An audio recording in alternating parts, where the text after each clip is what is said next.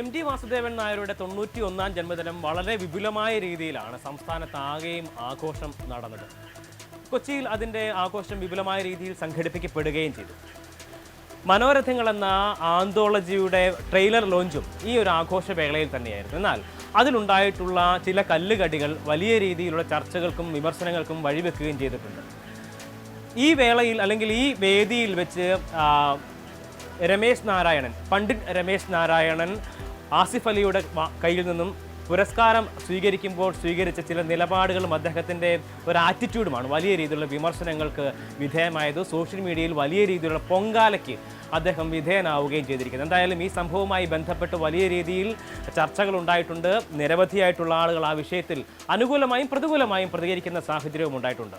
ഇന്നത്തെ കാര്യത്തിൽ മനോരഥങ്ങൾക്കിടയിൽ ഉണ്ടായിട്ടുള്ള ഈ മനോവൈകല്യങ്ങൾ തന്നെയാണ് ചർച്ചയ്ക്ക് വെക്കുന്നത്. ജയരാജ് സാറിന്റെ ചിത്രത്തിന് വേണ്ടി മ്യൂസിക് സംവിധാനം ചെയ്തിരിക്കുന്നത് ശ്രീ സന്തോഷ് നാരായണൻ സാറാണ്. നിറഞ്ഞ കൈയടി കൊടുത്തുകൊണ്ട് അദ്ദേഹത്തെ രമേശ് നാരായണൻ സാറിന് ആസിഫ് അലി ഈ ഒരു പുരസ്കാരം നൽകിയിരിക്കുകയാണ്. ജയരാജ് സാറിന്റെ സിനിമയ്ക്ക് സംഗീതം നൽകിയിരിക്കുന്നത് അദ്ദേഹമാണ്. ഒരുപാട് പുരസ്കാരങ്ങൾ മലയാള സിനിമയിലേക്ക് കൊണ്ടുവന്നിട്ടുള്ള ശ്രീ രമേശ് നാരായണൻ.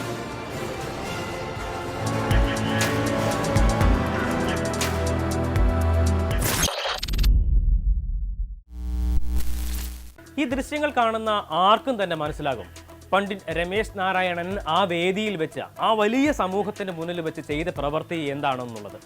എന്തായാലും ഈ പുരസ്കാരം അല്ലെങ്കിൽ ഈ വേദിയിൽ വെച്ച് പുരസ്കാരം സ്വീകരിക്കുന്നതിനായി പണ്ഡിറ്റ് രമേശ് നാരായണനെ ക്ഷണിക്കുന്നു. പക്ഷേ ആ പേരിൽ അദ്ദേഹത്തിൻ്റെ വിളിച്ച പേരിൽ തെറ്റുണ്ടായിരുന്നു.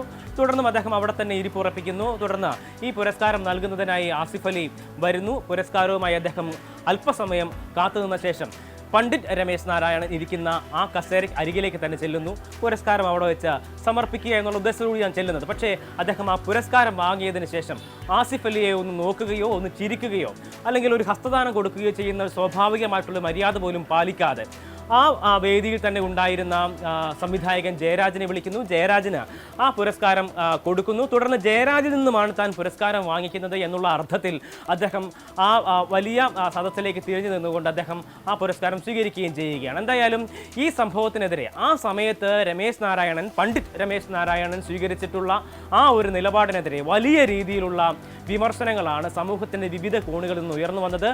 സമൂഹ മാധ്യമങ്ങളിൽ അദ്ദേഹത്തിനെതിരെ രൂക്ഷമായ ഭാഷയിലുള്ള വിമർശനങ്ങൾ ഉണ്ടാവുകയും ചെയ്തു. എന്തായാലും ഇത്തരത്തിലുള്ള സംഭവങ്ങൾ പണ്ഡിറ്റ് രമേശ് നാരായണന്റെ ഭാഗത്തു നിന്ന് ഉണ്ടാകുന്നത് ആദ്യമല്ല എന്നുള്ളതാണ് ഈ ഘട്ടത്തിൽ അടിവരയിട്ട് പറയേണ്ടത്. കാരണം പല തരത്തിലുള്ള അദ്ദേഹത്തിൻ്റെ കച്ചേരികൾക്കിടയിലും ഒക്കെ അദ്ദേഹം സാധാരണ ഓഡിയൻസിനോട് അല്ലെങ്കിൽ കാണിക്കുന്ന രീതി എന്ന് പറയുന്നത് ഈ നിലയിലൊക്കെ തന്നെയാണ് എന്നുള്ളത് കൊണ്ട് തന്നെ അദ്ദേഹത്തിൻ്റെ ഈ ഒരു പ്രവൃത്തിയിൽ ഒരു തരത്തിലുള്ള ആശങ്കയും ചില ആളുകൾക്കെങ്കിലും തോന്നിയിട്ടുണ്ടാവില്ല.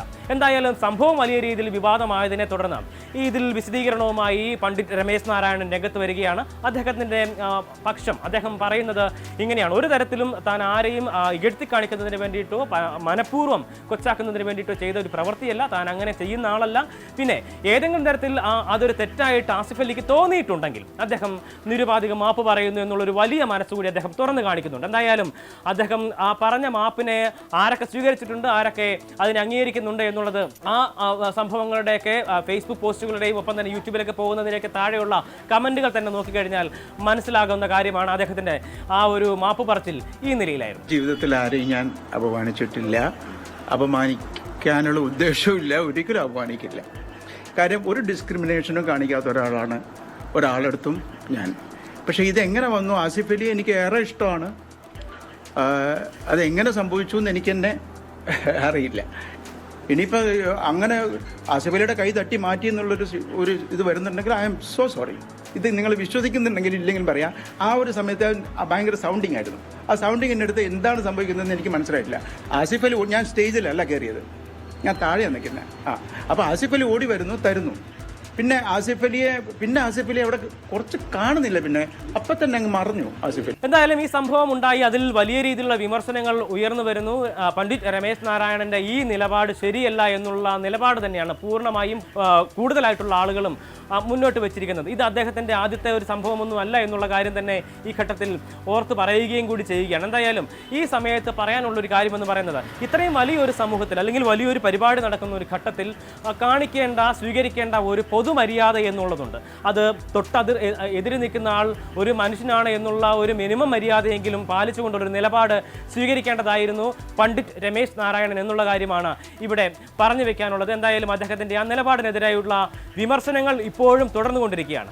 ഇനി ആസിഫ് അലിയോടാണ്. എന്തായാലും ആ വേദിയിൽ ഉണ്ടായിട്ടുള്ള അത്രയും വലിയ പ്രഗത്ഭരായിട്ടുള്ള ആളുകൾ നിൽക്കുന്ന ആ വേദിയിൽ വെച്ച് അദ്ദേഹം അത്രമേൽ വലിയ രീതിയിൽ തന്നെ അപമാനിക്കപ്പെട്ടപ്പോഴും അദ്ദേഹത്തിൻ്റെ മുഖത്തുണ്ടായിരുന്ന ആ ചിരി, ഒരു തരത്തിലും അദ്ദേഹം അതിലൊരു പിണക്കമോ അമർഷമോ കാണിക്കാതെ ആ വേദിയിൽ പാലിക്കേണ്ട മര്യാദ പാലിച്ചുകൊണ്ട് നിന്ന ആസിഫ് അലി നിങ്ങളുടെ മുഖത്തെ ആ ചിരിക്കാണ് 100 മാർക്ക്.